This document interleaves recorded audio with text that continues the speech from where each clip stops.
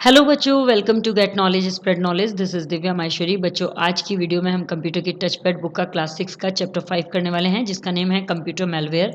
और आज की वीडियो में हमारा टॉपिक रहेगा, सबसे पहले हम जानेंगे मेलवेयर क्या होता है और जो अलग अलग टाइप्स के मेलवेयर्स हैं, जैसे कि worms, Trojan horse, spyware, ransomware, rootkit, इन सभी मेलवेयर्स के बारे में हम जानेंगे और इनका हमारे कंप्यूटर पर क्या इफेक्ट पड़ता है ये भी हम इसी वीडियो में समझेंगे। So now let's begin. So chapter 5, जिसका नेम है कंप्यूटर मेलवेयर। सबसे पहले हम लेट्स सर्व कर लेते हैं कि इस चैप्टर में हम क्या क्या सीखने वाले हैं। चैप्टर में सबसे पहले हम जानेंगे मेलवेयर के बारे में, then worms, Trojan horse, spyware, ransomware, rootkit, computer virus, antivirus and firewall. So ये सभी हम टॉपिक्स इसी चैप्टर में करेंगे। एंड आज की जो वीडियो है इसमें हमारा टॉपिक रहेगा malware, worms, Trojan horse, spyware, ransomware and rootkit. ये सभी हमारे टॉपिक्स रहेंगे। सो चलिए आगे बढ़ते हैं और जानते हैं इसके बारे में। सबसे पहले यहाँ पर क्या इन्फॉर्मेशन दी गई है, data and information stored in computer are the two most important assets of an organisation. यहाँ बताया गया है कि डेटा और इन्फॉर्मेशन जो कंप्यूटर में स्टोर की जाती है वो एक ऑर्गेनाइजेशन के लिए एक बहुत ही इंपॉर्टेंट एसेट होती है। मीन्स यदि एक ऑर्गेनाइजेशन है तो उसमें डेटा भी होगा और उसमें इंफॉर्मेशन भी होंगे और उन सभी को कंप्यूटर में स्टोर भी किया जाता है। तो ये सभी ऑर्गेनाइजेशन के लिए एक बहुत बड़ी संपत्ति होती है, बहुत ही महत्वपूर्ण संपत्ति होती है। इसके बिना ऑर्गेनाइजेशन अधूरी है। यदि ये डाटा खो जाएगा तो ऑर्गेनाइजेशन कुछ भी नहीं कर पाएगी, सारा काम रुक जाएगा। जैसे कि यदि स्टॉक के बारे में ऑर्गेनाइजेशन में स्टॉक रखा हुआ है तो उस स्टॉक का अगर हमारे पास से डाटा खत्म हो जाएगा, इन्फॉर्मेशन खत्म हो जाएगी, तो पता नहीं चल पाएगा कि कितना स्टॉक हमारे पास है। तो ये सभी डेटा जो है कंप्यूटर में रखा जाता है। सो ये एक बहुत ही महत्वपूर्ण संपत्ति है ऑर्गेनाइजेशन के लिए। None of the organisation want to lost its data and information. और कोई भी ऑर्गेनाइजेशन ये नहीं चाहती कि उसकी इन्फॉर्मेशन या डाटा खो जाए। Hence, most of the organization adapt preventive measures to protect their computer systems and data from any kind of danger or risk. इसीलिए अधिकांशतः जो ऑर्गेनाइजेशन होती हैं वे खतरे से बचने के लिए, किसी भी तरह का खतरा ना हो उससे बचने के लिए किसी भी तरह का रिस्क नहीं लेती और अपने कंप्यूटर सिस्टम के डाटा को प्रोटेक्ट करने के लिए अडेप्ट करती है एक प्रिवेंटिव मेजर। मीन्स एक बहुत ही प्रोटेक्शन के लिए प्रिवेंटिव मेजर लेती है, यानी कोई भी एंटीवायरस लेती है जिससे कि उसका डाटा डेंजर में ना जाए। One of the common risk is malware attack. और इसमें सबसे बड़ा रिस्क जो होता है, जो कॉमन रिस्क है, वो है मेलवेयर का अटैक। अब ये मेलवेयर होता क्या है, सबसे पहले ये समझ लेते हैं। तो फर्स्टली जान लेते हैं मेलवेयर क्या होता है। Malware is a type of malicious program. Malware एक तरह का मेलिशियस प्रोग्राम होता है, डिजाइन टू डैमेज और carry out other unwanted actions on a computer system.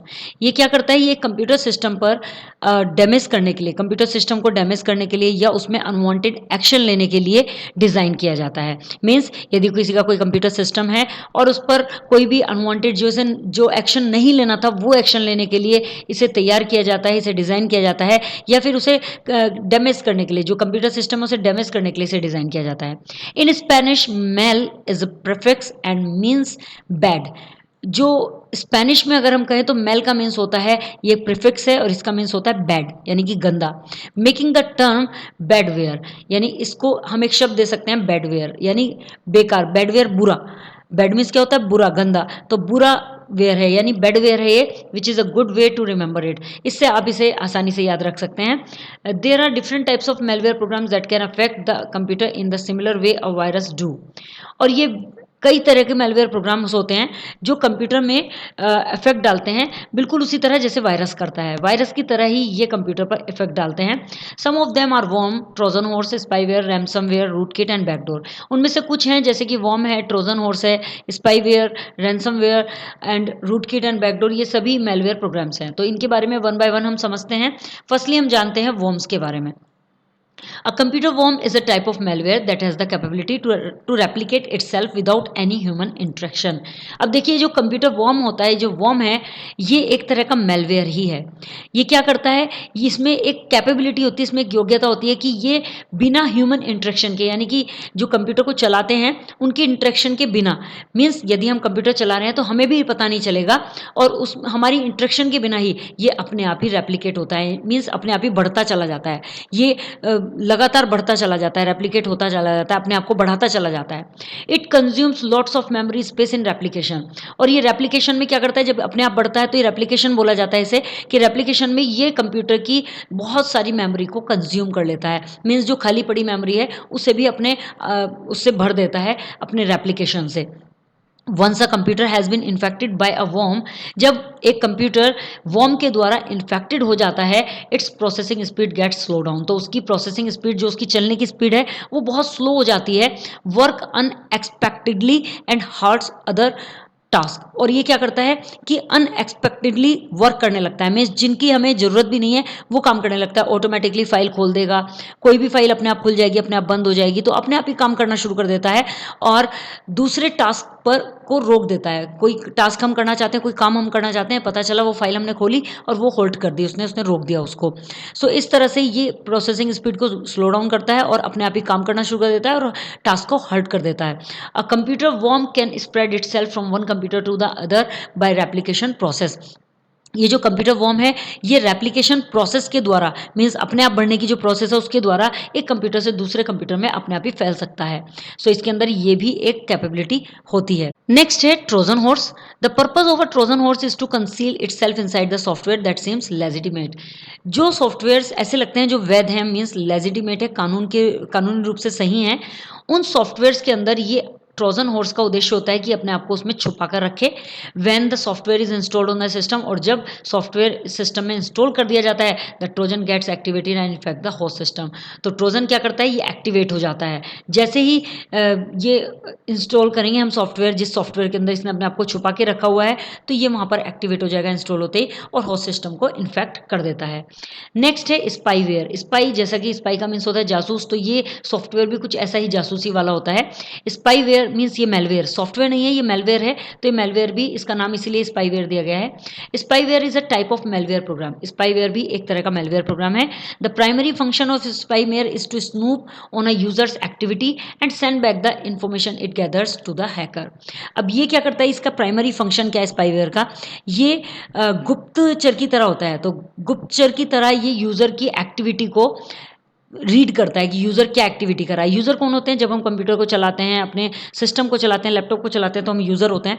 तो हमारी एक्टिविटी को नोटिस करता है, हमारे पासवर्ड्स, हमारी यूज़र नेम, उन सबको ये कैच कर लेता है, ये हमारी एक्टिविटी सारी देखता है और वापस हैकर जिसने इसे स्पाईवेयर को भेजा है हमारे कंप्यूटर में, उसको वापस सारी इन्फॉर्मेशन गैदर करके, इकट्ठी करके दे देता है, सेंड बैक कर देता है। तो इस तरह से ये जासूसी का काम करता है और हमारे सारे डेटा को, सारी एक्टिविटीज़ को ये हैकर तक पहुंचाता है। नेक्स्ट है ransomware. Ransom is the money demanded. Ransom money demanded है to release the hostage kidnapped for the purpose. ये कैसा मेलवेयर है जो कि किडनैप किए गए हॉस्टेज को रिलीज करने के उद्देश्य से मनी की डिमांड करता है। Similarly ransomware is malicious software. बिल्कुल इसी तरह से सिमिलरली रैंसमवेयर भी मैलिशियस सॉफ्टवेयर है, use to access the data of the host system illegally by encrypting it. इसमें क्या होता है कि इसमें डेटा को एनक्रिप्ट करके इलीगली होस्ट सिस्टम से डेटा को एक्सेस करने के लिए इसका मैलिशियस सॉफ्टवेयर का यूज़ किया जाता है।